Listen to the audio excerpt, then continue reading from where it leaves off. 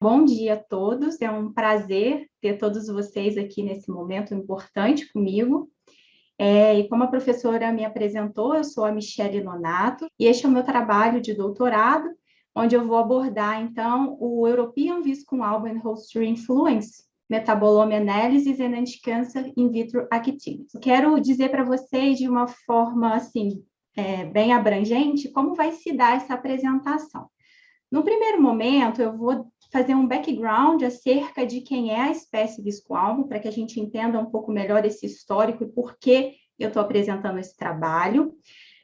No segundo momento, eu vou apresentar os resultados obtidos de um trabalho de revisão que foi elaborado por mim e pelos outros autores e foi já submetido à Phytomedicine. Num terceiro e quarto momento, eu vou apresentar dois trabalhos que foram publicados pelo nosso grupo, com a minha coautoria, e num quinto momento, um quarto artigo que está sendo preparado, está sob revisão ainda, onde eu vou apresentar alguns resultados que nós obtivemos, né, considerando os resultados já obtidos nos artigos número 2 e 3, e onde nós aprofundamos mais as nossas análises e preparamos esse quarto artigo, então. Então, de uma maneira geral, a apresentação ela vai ser baseada nos produtos que foram obtidos durante o meu doutoramento. E eu vou falar um pouco do histórico do Viscum, que também é chamado de Mistetol, e vou contar um pouco, né, do que nós conhecemos ao longo da história acerca deste gênero. Em 460 anos antes de Cristo, alguns escritos de Hipócrates já descreviam a utilização de espécies de viscum para o tratamento de doenças do baço e também de doenças relacionadas a problemas menstruais. Ainda considerando essa era anterior a Cristo, nós temos relatos também da utilização de visco por alguns povos lá no século II e I antes de Cristo, dos povos celtas. Isso está bem retratado nessa tirinha de um quadrinho do Asterix e Obelix, onde um sacerdote ele sobe uma árvore hospedeira, colhe aquele visco com álbum para fazer algumas preparações que eram utilizadas por esse povo, tanto para questões de tratamento de doenças, quanto também para fins culturais e religiosos. Então, em 150 anos depois de Cristo, Celsus ele já começou a descrever outras utilizações de espécies do visco, como para melhora, né, e tratamento de inchaços e de tumor. E no século XVI, escritos europeus descreveram utilização de espécies de viscum para para o tratamento de outras doenças, como epilepsia, doenças dos ossos, doença do baço e também dos rins. E já no século XVIII, né, um pouco mais próximo aqui ao nosso século, nós encontramos também descrições da utilização de viscum para tratamento de edema e problemas cardíacos.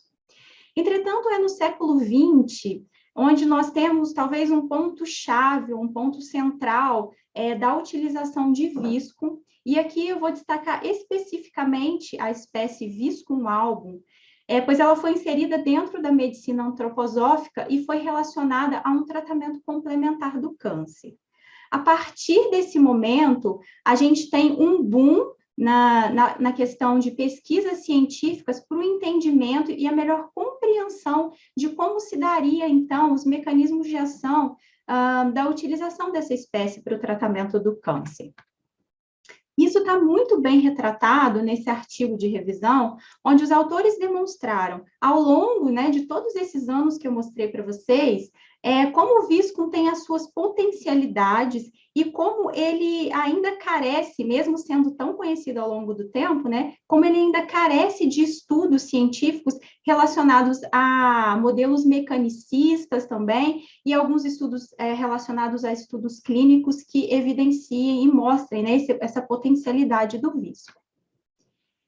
E quem é o viscum, mais especificamente o Viscum album, que é a espécie que eu vou abordar aqui durante todo esse trabalho. O Viscum album ele é chamado de Viscum europeu, e ele então pertence ao gênero Viscum e família Santalace. Eu vou colocar... Aqui à esquerda eu tenho uma representação de um buste de viscum, crescendo sob uma árvore hospedeira, e na estação do verão, onde o seu fruto ele se encontra verde ou na sua forma não madura.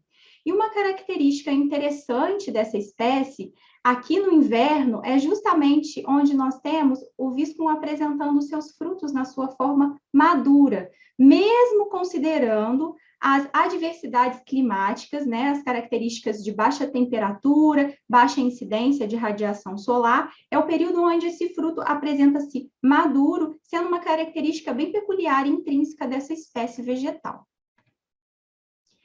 E o viscum, ele é, então, como eu mostrei no slide anterior, uma espécie que cresce sobre outras árvores, que são as suas árvores hospedeiras. O viscum, ele é uma espécie semiparasita. E ele faz uma interconexão com a sua hospedeira por meio de um órgão chamado austório. Através desse órgão, ele faz troca de água, sais minerais, e também alguns estudos da literatura científica mostram que pode haver também uma troca de metabólitos primários e secundários entre essas espécies. Entretanto, esses estudos ainda precisam ser melhor elucidados, melhor esclarecidos, porque ainda a gente não tem um entendimento perfeito de como se dá essa relação e essa troca entre esses metabólitos. E considerando o que se tem de conhecimento atualmente a respeito da espécie viscum album, muito do que nós encontramos na literatura científica está relacionado com preparações aquosas, com extratos aquosos de viscum album. Encontra-se no mercado atualmente, principalmente no mercado europeu, diversas preparações produzidas a partir de viscum, espécie de viscum album e suas subespécies, e essas preparações farmacêuticas comerciais são principalmente de extratos aquosos que podem ser fermentados ou não, dependendo do diferente método de produção. E o mais interessante também a respeito dessas preparações é que existem duas substâncias ou dois compostos que são muito visados e muito estudados em relação à sua atividade citotóxica ou à sua atividade antitumoral, que são as glicoproteínas, denominadas viscolectinas, e os polipeptídeos, que são as viscotoxinas. Essas são as substâncias chaves responsáveis, talvez, pelas atividades observadas nesses extratos aquosos, e são também as substâncias mais estudadas, e que é onde a gente encontra o maior número de trabalhos científicos publicados a respeito desses extratos aquosos. Entretanto, pouco se tinha ou se tem ainda conhecimento a respeito da constituição química das pequenas moléculas desses extratos aquosos. E considerando este quesito, né, este ponto, um trabalho do nosso grupo, publicado em 2020, ele veio exatamente tentar elucidar qual seria a constituição química, além dessas moléculas maiores, né, dessas proteínas, que estariam presentes nesses extratos aquosos. E nesse trabalho foi mostrado uma variedade de compostos e de classes de compostos, de metabólitos primários e secundários presentes, mostrando que, além daquelas duas classes, outras substâncias também podem impactar e podem estar relacionadas com aquelas atividades biológicas que são apresentadas pelas preparações aquosas de viscum album. Então, considerando todo esse histórico, essa importância, essa potencialidade do viscum album, e considerando o que se tem conhecimento na literatura científica está baseado extremamente nas preparações aquosas, o nosso grupo de trabalho começou a perceber que alguns outros estudos científicos mostravam uma relação de atividade do viscum album em outras formas extrativas, também com atividade antitumoral. E mais especificamente, o nosso grupo começou a perceber a existência de trabalhos que demonstravam que extratos alcoólicos de viscum, sejam eles metanólicos, etanólicos ou hidroalcoólicos, eles também possuíam um potencial antitumoral. Então, considerando esse contexto, o nosso grupo começou a fazer buscas na literatura e eu apresento neste momento um trabalho de revisão que foi realizado por mim e pelos outros coautores, onde nós avaliamos as evidências científicas a respeito de extratos alcoólicos de Viscum album. Nesse trabalho, então, nós tivemos inicialmente 512 artigos que foram incluídos, e depois de refinarmos, né, através dos nossos critérios de elegibilidade, nós finalizamos com 99 artigos incluídos, onde nós fizemos a busca em 3 bases de dados, em Base, Medline e Scopus, com período temporal de início 0 e final até 30 de abril de 2020. E os trabalhos que foram incluídos nessa revisão, os trabalhos estavam baseados principalmente em estudos in vitro, in vivo, ex vivo, estudo clínico e químico, todos eles, eu friso aqui mais uma vez, baseados em extrações alcoólicas. Aqui a gente não queria mais incluir estudos aquosos, que eram o que mais se tem na literatura. Nosso foco eram extratos alcoólicos. E o que nós observamos nessa revisão? Bom, dentre todas as espécies de Viscum que foram, né, encontradas nesses estudos, o Viscum album foi aquele mais estudado, onde a gente tinha mais trabalhos publicados, o que corroborava também com o que a gente observa a respeito dos extratos aquosos. O Viscum album é a espécie dentro do gênero mais estudada, e a espécie também em que a gente tem o foco de todo esse trabalho de doutoramento. Em relação às atividades observadas, a nossa revisão ela é bem abrangente, mas devido ao nosso tempo, eu vou focar aqui apenas na atividade in vitro, que também é a atividade que eu vou trabalhar durante o meu doutoramento. Então, o que nós encontramos de atividade in vitro para preparações alcoólicas de Viscum? Atividades hipoglicemiantes, anti-inflamatórias, antipertensivas, que têm ação em agregação plaquetária, mas aqui eu vou dar o foco em estudos que mostravam a ação de Viscum alcoólico em relação à atividade antitumoral. E o que nós encontramos nesses trabalhos foi basicamente que a ação desses extratos alcoólicos, ela estava dependente da parte do Viscum que era utilizada. Alguns estudos diziam quais eram essas partes, por exemplo, os berries ou as folhas, mas essa atividade também ela estava muito atrelada à subespécie do Viscum, ou também a árvore hospedeira, de onde aquele visco havia sido coletado. Nesse estudo, por exemplo, este trabalho de 2017 mostrou que visco coletado de pinos, em relação às outras duas, como Populus e Tilia cordata, foi a que apresentou uma menor citotoxicidade. E um outro trabalho também demonstrou essa mesma característica, mas aqui ele coletou o visco de outras árvores hospedeiras distintas, mas, da mesma forma, demonstrou que havia essa relação de citotoxicidade com a árvore hospedeira de coleta do Viscum album. Então, considerando o que nós havíamos entendido dentro dessa revisão, da importância, da relevância do Viscum album alcoólico, né, e da sua potencialidade para a ação antitumoral, foi decidido pelo grupo, então, e esse é o primeiro trabalho, né, é o segundo, na verdade, produto que eu apresento para vocês no meu doutoramento, é um trabalho onde eu tive participação, principalmente em relação à questão da análise química deste trabalho e também na parte de discussão dos resultados in vitro e químico.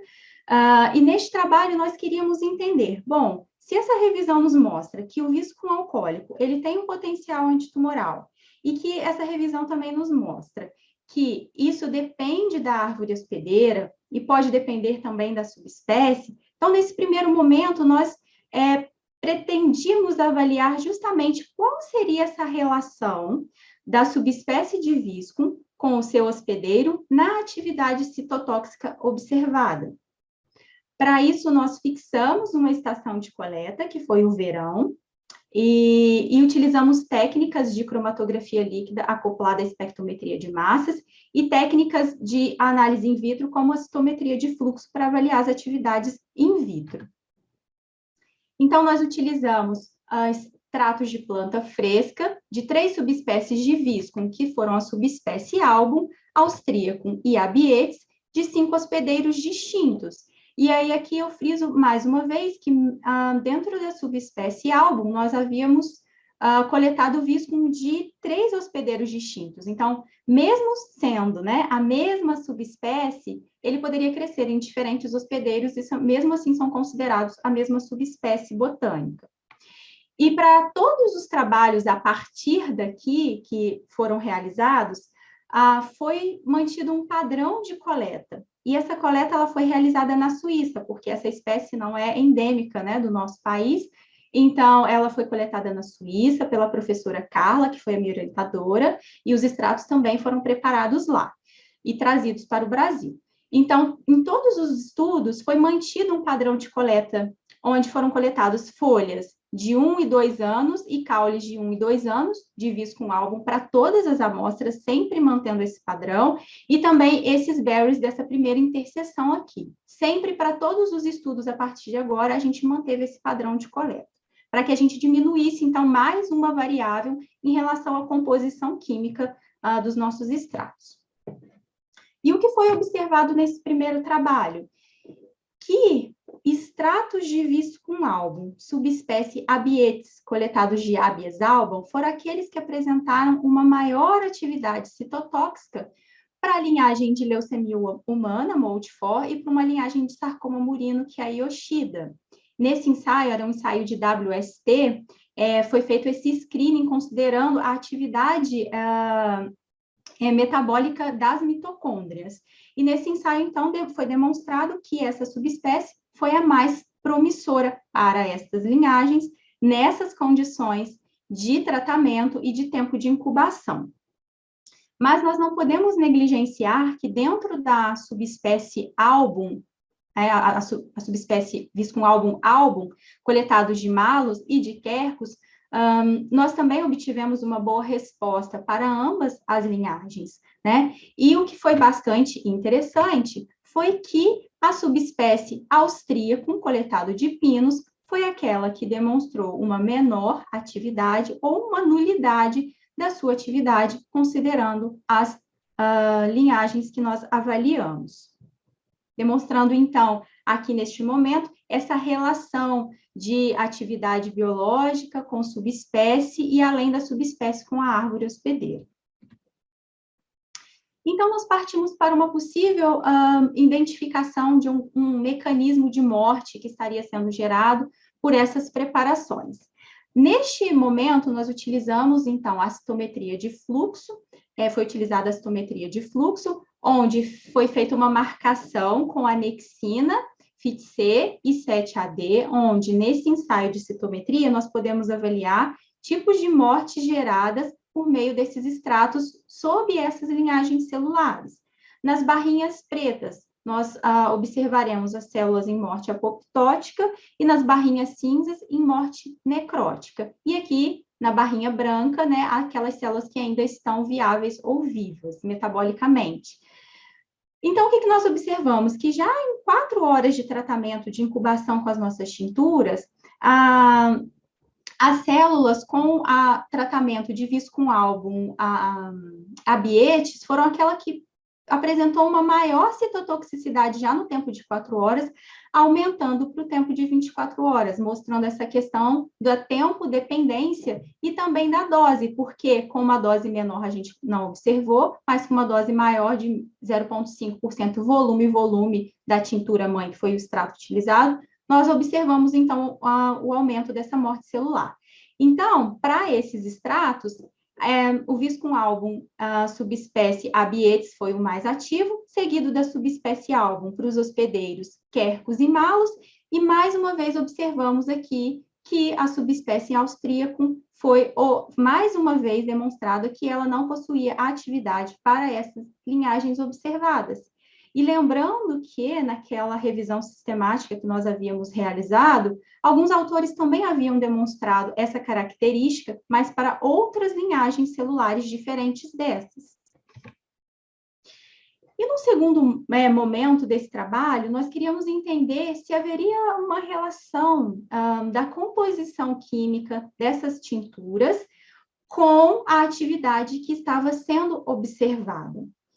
Então, foi feita uma análise de quantificação de viscotoxina. Essa análise também foi feita na Suíça, em colaboração com laboratório que já havia padronizado essa técnica para a quantificação de extratos aquosos. E nessa análise foi verificado pela primeira vez a quantificação de viscotoxinas em extratos etanólicos de visco. Ainda a gente não tinha essa descrição na literatura, né? Só para extratos aquosos. E foi verificado, então, as viscotoxinas, o seu conteúdo total e também nas suas isoformas. E o que foi percebido com este resultado? Que se vocês perceberem aqui, isso circulado em vermelho, é o teor total de viscotoxina para aquela subespécie austríaca proveniente de pinos, que foi a que não teve atividade citotóxica. Então, ela apresentou o menor teor total de viscotoxinas. Em relação às outras que apresentaram uma boa atividade citotóxica, aquela que apresentou o maior teor de viscotoxina A3 foi a habeas alba, foi a subespécie Abietes de habeas alba. E nós sabemos que essa isoforma é uma isoforma bem citotóxica, já também de acordo com dados da literatura científica, onde nós podemos, então, sugerir apenas, mas sugerir, que talvez esse teor de viscotoxina e a presença em maior quantidade dessa isoforma A3 poderia estar associada com a melhor atividade dos nossos extratos alcoólicos. E também demonstramos pelo teor total de flavonoides que esses outros compostos presentes também nesses extratos etanólicos, eles podem estar atuando juntamente com essas viscotoxinas nesse teor, nessa atividade biológica observada. E, por fim, nesse trabalho, nós queríamos entender qual seria o comportamento químico dessas tinturas. Em se tratando de tinturas preparadas de subespécies diferentes, de hospedeiros diferentes, como que era o perfil cromatográfico dessas preparações? Nessa imagem, eu mostro para vocês, então, o perfil cromatográfico, né, dos cinco hospedeiros diferentes. E, até certo momento, eles até parecem bastante semelhantes, talvez variando aqui em questão de intensidade de alguns sinais. E os compostos que foram identificados, principalmente aqueles com maior sinal, maior intensidade, foram os compostos fenólicos, como ácidos fenólicos, flavonoides, lignanas. E nós observamos e pensamos, bom, se eles têm esse perfil que aparentemente é tão semelhante, por que a gente observa uma atividade biológica tão diferente? Será que está associado só com a viscotoxina ou não? Então, nós queríamos entender um pouco melhor essa diferença entre essas composições, né, desses extratos de visco com álbum. E foi isso o que nos motivou a realizar esse segundo trabalho, onde nós focamos, então, apenas nessa parte química, né, de entendimento desses extratos do visco com álbum. E para que nós não tivéssemos também uma variabilidade muito grande de variáveis a serem analisadas, nós fixamos uma estação apenas, foi a estação do verão, e utilizamos apenas uma subespécie, apesar de no trabalho anterior termos trabalhado com 3, nesse especificamente nós avaliamos uma, que foi a subespécie álbum, porque ela já tem 3 hospedeiros distintos, e já daria para a gente ter uma noção bem abrangente, né, dessa diferença em relação a essa subespécie. Então, foram avaliados 3 hospedeiros e foram feitas 2 coletas consecutivas para esses extratos, para a produção desses extratos. E para esse trabalho foi utilizado, então, a cromatografia líquida, acoplada à espectrometria de massas, e nesse trabalho que foi diferente, que foi incluído a ferramenta de estatística multivariada, como análise de componentes principais e de mínimos quadrados parciais, para que a gente tivesse, então, um entendimento de qual seria a diferença química entre esses grupos. Neste trabalho, eu participei como coautora, principalmente na parte da análise estatística multivariada, então, fazendo a parte estatística do trabalho, juntamente com o Tim, que foi um autor que, infelizmente, não está mais conosco. E o que nós obtivemos desse trabalho? Nós, então, coletamos visco com álbum, subespécie álbum, dos hospedeiros malos, quercus e humus. Neste trabalho especificamente, todas as coletas foram realizadas da mesma árvore hospedeira, só que de buches diferentes de visco. Para cada ano de coleta, no ano de 2016 e 2017, foram realizadas, então, 15 coletas, sendo 5 de cada hospedeiro, porque para uma análise estatística a gente precisa de um grupo amostral maior. então nós tínhamos que aumentar, né, o nosso número de coletas, e foram feitas, então, 15 para cada ano consecutivo de coleta, e aquele padrão foi mantido, então, durante todos os nossos trabalhos com visco, mantendo aquele padrão de coleta de folhas de 1 e 2 anos e caules também de 1 e 2 anos, juntamente com os berries. Nesse ano de 2016, se vocês observarem, a gente tem aqui, dentro desse ano, né, uma certa homogeneidade, digamos, aqui entre as amostras. Podemos observar talvez alguma variação de intensidade de sinal em relação a alguns desses picos, mas nos pareceu também um pouco semelhante às amostras dos diferentes hospedeiros. O mesmo aconteceu aqui para o ano de 2017, onde a gente tinha uma sobreposição dos sinais, então demonstrando que talvez haveria uma influência da intensidade, com alguns sinais aparecendo para algumas amostras apenas em uma situação ou outra. E para que a gente conseguisse, né, compreender melhor qual seria essa diferença química, nós tivemos que fazer uso da ferramenta estatística, né, da análise multivariada. Então, nós fizemos, num primeiro momento, uma análise que é chamada de análise não supervisionada, que é a análise de componentes principais, a PCA. Nessa análise são feitos agrupamentos naturais da amostra, né, onde, através dos parâmetros que são selecionados pelo pesquisador, o programa ele faz um agrupamento de forma natural, como aqueles dados eles se mostram naturalmente semelhantes. E a gente percebeu, né, que através da PCA havia esse agrupamento natural de acordo com aquelas 3 árvores hospedeiras de coleta.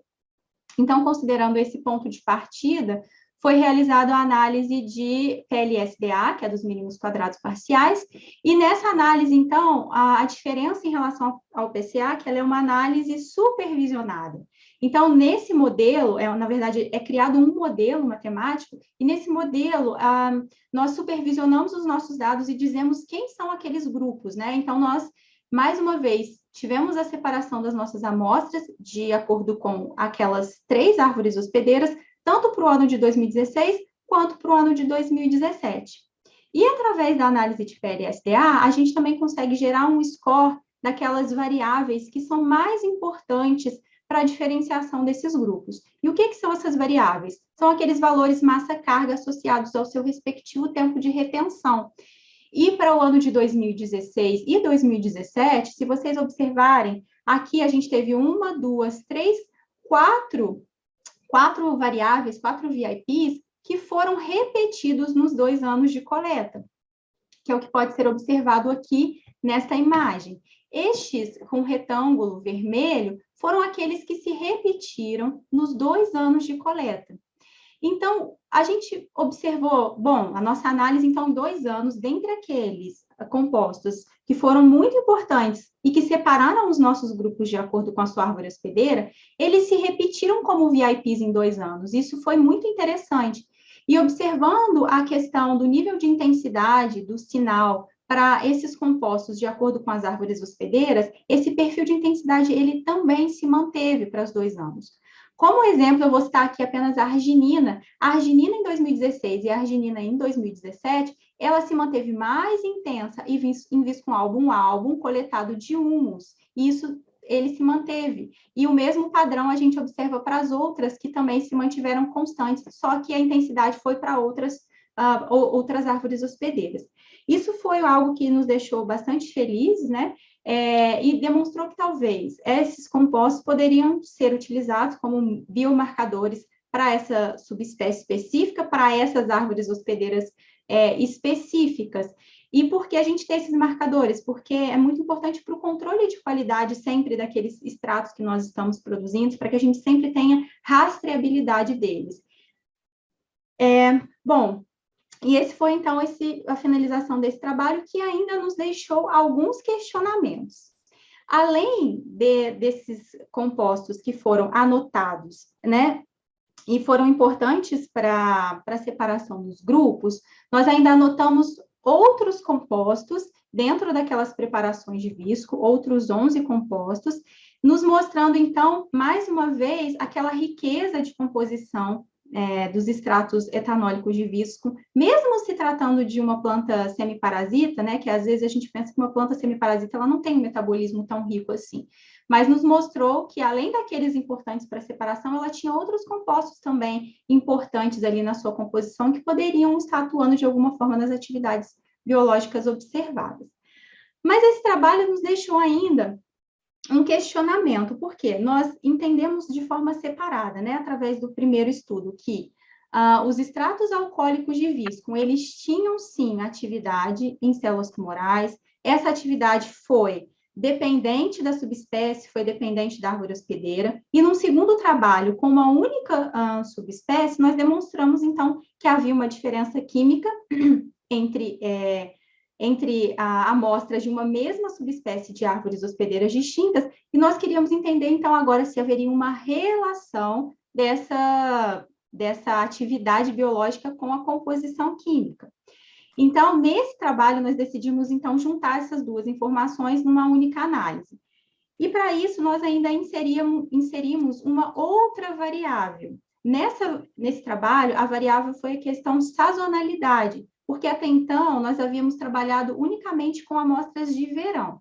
E aí nós queríamos entender, será que a sazonalidade também vai influenciar na atividade citotóxica? Então, nesse trabalho foi incluído mais essa variável. E em relação ao trabalho da parte química anterior, agora nós incluímos as 3 subespécies, foi a subespécie album, austríaco e abietes, e utilizamos, então, os 5 hospedeiros. E na parte de atividade biológica, nós já tínhamos entendido que haveria, então, essa influência da árvore hospedeira, da subespécie, e também para 2 linhagens. E nesse trabalho, nós quisemos incluir uma outra linhagem, foi a linhagem de câncer de mama humano, considerando que é um tipo de câncer altamente incidente em mulheres, um dos cânceres mais incidentes, e também por ser uma linhagem altamente metastática.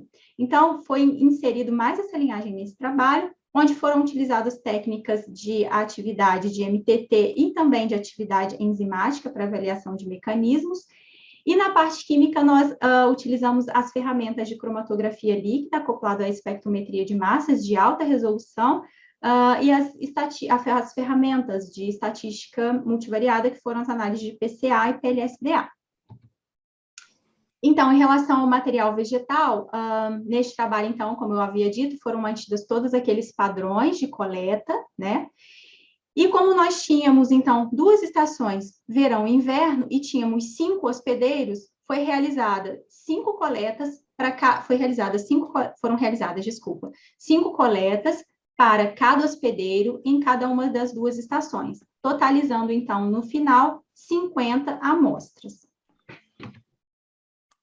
Nesse primeiro momento, após, então, a preparação dos extratos, já tendo como base aquele conhecimento prévio que havíamos obtido do primeiro trabalho, mostrando a questão da relação das viscotoxinas com possível atividade, né, do teor das viscotoxinas nas tinturas mães, nas preparações alcoólicas, que foram descritas pela primeira vez naquele trabalho, nós realizamos, então, em colaboração com a Suíça, mais uma vez, a quantificação dessas viscotoxinas nessas preparações.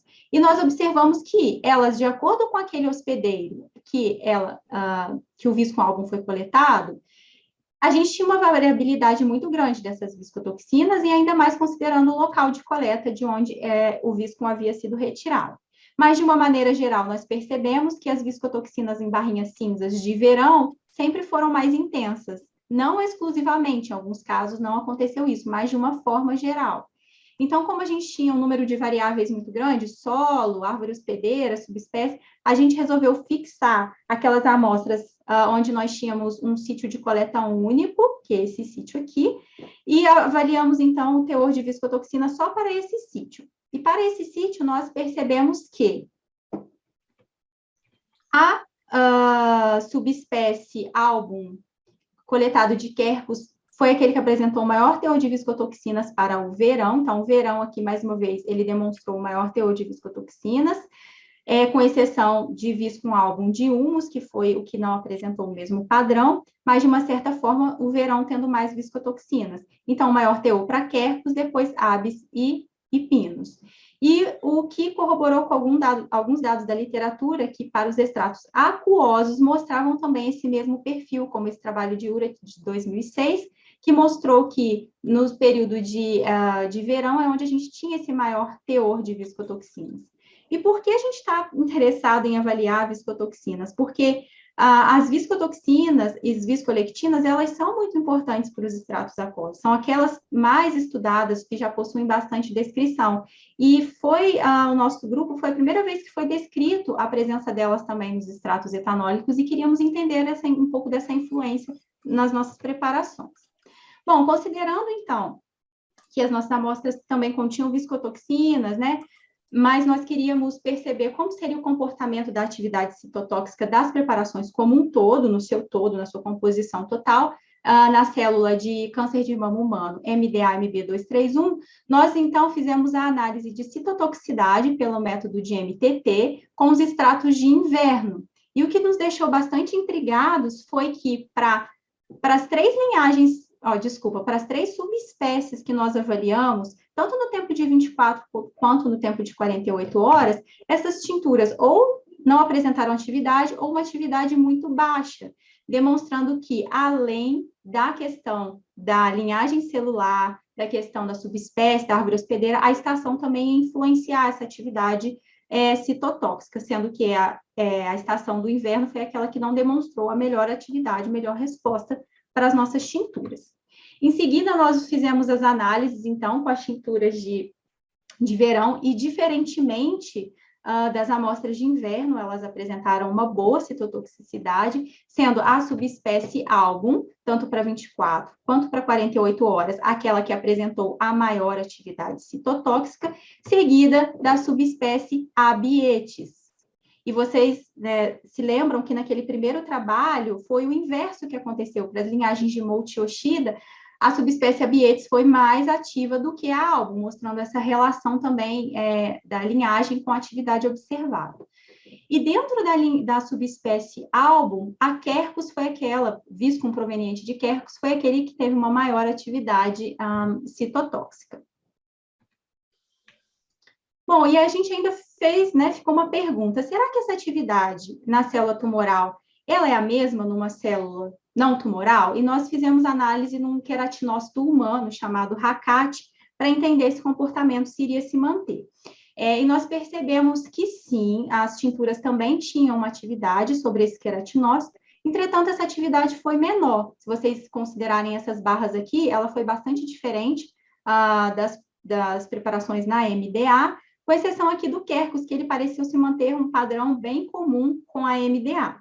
Então, considerando as duas amostras mais citotóxicas, que foram a Quercus e a Habeas para a MDA, nós fizemos um índice de seletividade e mostramos que, para Quercus de verão, o índice foi 1, mostrando que não há seletividade. Mata tanto a MDA quanto a RACAT de uma maneira bem semelhante. E já a subespécie abietis, ela tem um índice de seletividade de 1,7, mostrando, então, que ela é mais citotóxica para a linhagem tumoral do que para a linhagem normal, o que é bastante interessante do ponto de vista de ensaios biológicos em vivo, por exemplo, em estudos posteriores. Sendo que, mais uma vez, a Quercus foi aquela que se mostrou mais citotóxica, mas não seletiva. Então, nós decidimos aumentar o tempo de concentração para 72 horas e aqui fazer uma análise apenas das duas tinturas mais promissoras, que foram a Quercus e a de Habeas alba. E nós percebemos aqui, com 72 horas em verde, uma queda bem drástica da viabilidade celular para as amostras de Quercus e, em seguida, para a amostra de Habeas alba, mostrando que haveria essa questão de tempo-dependência também. Então, considerando que as nossas tinturas de verão eram as mais citotóxicas, e, além disso, as tinturas provenientes da subespécie abietis, coletado de Habeas alba, e da subespécie album, coletado de Quercus, nós decidimos manter apenas essas duas mais ativas, esses dois extratos, A e Q, nas nossas próximas análises, e nós queríamos entender ou aprofundar melhor uma parte de entendimento do mecanismo de ação dessas tinturas. Para isso, nós realizamos uma análise do metabolismo glicolítico nas células de MDA MB231 e queríamos entender se essas tinturas estariam matando essas células, talvez por uma deficiência energética. Aqui, nós já havíamos avaliado a questão do metabolismo mitocondrial, quando a gente avaliou os ensaios de WST, de MTT, mas aqui a gente vai avaliar uma outra etapa, uma outra parte aqui desse ciclo, que é a etapa da glicólise aeróbica, que é uma característica bem peculiar das células tumorais, onde ela faz a fermentação de glicose até lactato, mesmo em presença de oxigênio. Ela tem essa preferência de via por dois motivos, principalmente. Um deles é porque a externalização desse lactato no meio extracelular, ele acidifica o meio extracelular e facilita processos de metástase, e também devido à característica dessa via, apesar de produzir uma menor quantidade de ATP em relação ao ciclo de Krebs, ser uma via muito rápida, então ela consegue, nessas fases intermediárias, compostos intermediários que vão para outras vias alternativas de produção de outros blocos construtivos, como proteínas, aminoácidos, que são necessários para o desenvolvimento da célula tumoral. Então, ela consegue fazer isso de uma forma mais acelerada. Então, o nosso primeiro ponto de análise aqui foi a questão da captação da glucose. Será que esses nossos extratos, nas concentrações avaliadas, estariam reduzindo essa captação de glicose? Desculpa. E sim, nós vimos que para 48 e 72 horas havia uma redução dessa captação de glicose, então a questão energética aqui de internalização de glicose pela MDA estaria sendo reduzido por essas tinturas. No segundo momento, queríamos entender se além da redução da captação, se a metabolização dessa glicose aqui pela via glicolítica estaria sendo influenciada pelas nossas tinturas, e avaliamos algumas enzimas dessa via. Por exemplo, a primeira enzima, que é a hexoquinase, que transforma glicose 6-fosfato em frutose 6-fosfato, ela foi inibida aqui nos tempos de 48 e 72 horas, mas principalmente no tempo de 72 horas, a gente teve uma inibição bem drástica dessa enzima, já nesse primeiro ponto da via aqui. E decidimos, então, avaliar as enzimas seguintes e percebemos que a fosfofrutoquinase também, ela foi uma enzima altamente inibida pelos constituintes presentes nas nossas preparações, e demonstramos que foi, já no tempo de 48, a gente teve uma inibição bem drástica, e em 72 horas essa enzima já não possuía atividade mais nesse processo de metabolismo. E, por fim, a piruvato-quinase foi a última da via glicolítica avaliada, ela também teve a sua inibição por esses extratos, pelos constituintes presentes nesses extratos. Então, demonstrando aqui que para a via glicolítica, nós tivemos essa interrupção, né, do processo metabólico de geração de energia para essa célula. E, além disso, nós avaliamos ainda a glicose 6-fosfato desidrogenase, que é uma enzima pertencente à via das pentoses fosfatos, não à via glicolítica, mas também muito importante para essas células pela questão da sua representatividade na síntese de nucleotídeos. E nós percebemos que essas tinturas também tiveram uma certa atividade, só que a atividade mais pronunciada e mais importante aqui foi em relação às enzimas da via glicolítica, mostrando, então, que as nossas preparações, elas estão inibindo um efeito chamado efeito Warburg, que é essa característica da célula tumoral que ela tem, né, de fazer esse metabolismo da glicose pela via da produção de ácido lático, então reduzindo, assim, a sua reserva energética e promovendo a morte celular. Por último, então, como era de se esperar, uma redução na captação e uma inibição dessas enzimas da via, era de se esperar que a quantidade de lactato extracelular produzido fosse reduzido, e foi o que nós observamos por as concentrações avaliadas também nos tempos avaliados, corroborando, então, com os dados anteriores da inibição enzimática, mostrando que as nossas preparações estavam promovendo uma queda no metabolismo dessas células, levando essas células tumorais à morte.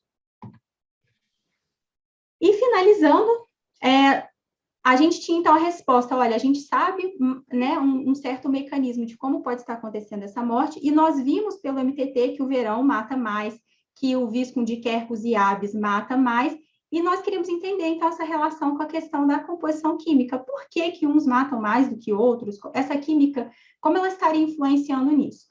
Para isso, nós utilizamos mais uma vez a ferramenta de estatística multivariada, E assim como no trabalho de número 2, né? No primeiro momento foi feita a análise não supervisionada, que é a PCA, onde nós obtivemos, então, aqui a separação das nossas amostras, principalmente em 3 grupos. Então, o que foi mais importante, o que o software enxergou de mais importante na diferenciação desses grupos? A subespécie. A diferenciação em subespécie é mais gritante do que a diferenciação de hospedeiro, do que a diferenciação de estação do ano. A questão química que diferencia subespécies é mais importante. Então, foi feito um agrupamento natural em relação às subespécies, tanto para o modo negativo de ionização, quanto para o modo positivo de ionização do massas. E aí, considerando, então, esse agrupamento natural, a gente fez, então, a análise supervisionada, onde pudemos observar, mais uma vez, então, a formação desses 3 grupos distintos, aqui em azul a subespécie austríaco, em vermelho a subespécie abietes, e aqui, juntando os outros 3 hospedeiros, a subespécie alba, uma diferença química entre elas. E quais seriam, então, os compostos responsáveis por essa diferenciação? Isso a gente consegue quando a gente faz análise de PLSDA, e essa análise nos permite, então, através da geração de um score de compostos importantes, que são os VIPs, identificar quais são esses valores massa-carga associados com seus respectivos tempos de retenção, são responsáveis pela diferenciação destes grupos. E nós observamos, então, que para esses que nós conseguimos anotar, né, de toda essa lista de VIP, como nós fazemos um padrão de comparação de espectro de massas analisados com espectros de massas do banco de massas que nós temos, né, acesso, nós não conseguimos anotar todos, mas dos que foram anotados, todos eles se mantiveram com uma intensidade mais elevada, se vocês perceberem, aqui o que está em vermelhinho, em visco álbum da subespécie Abietes, seguido de visco álbum aqui, coletado de pinos, o que foi algo surpreendente para a gente no quesito atividade biológica. Se esses compostos, né, mais intensos fossem os responsáveis pela atividade biológica observada, seria importante que esse perfil de maior intensidade se mantivesse no Quercus, porque ele também foi o mais ativo, e não foi o que a gente observou. Então, sugerindo para a gente que esses compostos anotados, eles são, sim, muito importantes para diferenciarmos as nossas amostras em relação aos seus hospedeiros, mas talvez eles não sejam aqueles importantes pela atividade biológica que nós estávamos observando. E o mesmo foi feito para o modo positivo de ionização, onde nós também pudemos identificar mais 4 compostos, mais 4 compostos, e o mesmo padrão se manteve, a maior intensidade deles em visco álbum abietes, e aquele perfil parecido também para depois uma segunda maior intensidade para Pine. E Pine foi aquele que não teve atividade biológica. Então, isso sugeriu para a gente, confirmou nos 2 modos de ionização, que provavelmente essas substâncias, elas são, sim, extremamente importantes para que possamos diferenciar esses grupos, mas talvez não são elas as responsáveis pelas atividades que nós estávamos enxergando. E aqui nós temos a tabela, então, desses compostos que nós anotamos e que diferenciaram as nossas amostras de acordo com as suas árvores hospedeiras, nos seus respectivos adultos, né, e classes que foram anotadas. Então, até esse ponto, o que a gente tinha de resposta? Bom, os compostos que nós anotamos, né, os VIPs, no modo positivo e negativo de ionização, e que diferenciou as nossas amostras de acordo com aquelas árvores hospedeiras, foram principalmente das classes dos fenilpropanoides, dos flavonoides, terpenos e ácidos orgânicos. E como nós observamos, a maior parte, ou a grande maioria deles, esteve mais intenso em visco álbum da subespécie Abietes. Dentre esses que nós anotamos, a naringenina, a siringenina e os seus derivados, eles já tinham sido descritos em extratos aquosos e outros alcoólicos de visco álbum, sendo aqueles outros, além da siringenina e naringenina, descritos pela primeira vez, anotados, né, para essa forma extrativa pela primeira vez. E nós podemos perceber que esses compostos eles não foram capazes de distinguir a subespécie, mas eles estiveram muito relacionados, na verdade, com a influência da árvore hospedeira. Então, demonstrando para nós também que, provavelmente, esses compostos não eram responsáveis pela atividade biológica observada, porque a intensidade deles não estava condizente com a atividade que nós estávamos observando em Aves e Quercus. Mas ainda assim havia uma outra pergunta que nós não tínhamos conseguido responder. Por quê? Na análise de grupamentos, né, a principal diferença que foi observada, principalmente no agrupamento natural da PCA, foi a distinção entre as subespécies. E ele não mostrou para nós nenhuma diferença no quesito estação climática, sendo que era nítida a diferença de atividade da estação climática. Então, para isso, a gente decidiu realizar uma outra análise, mais uma vez supervisionada, dizendo quais seriam os grupos, inverno e verão, e forçando, assim, ao software nos dizer quais seriam os compostos importantes para a diferenciação desses grupos. E aí, nós, então, anotamos 3 compostos aqui no modo negativo, que foram estes aqui, 2 açúcares e um ácido graxo, e nós vimos a maior intensidade desses 3 no modo negativo, eles foram mais intensos no inverno do que no verão, como vocês podem ver aqui nesse box plot.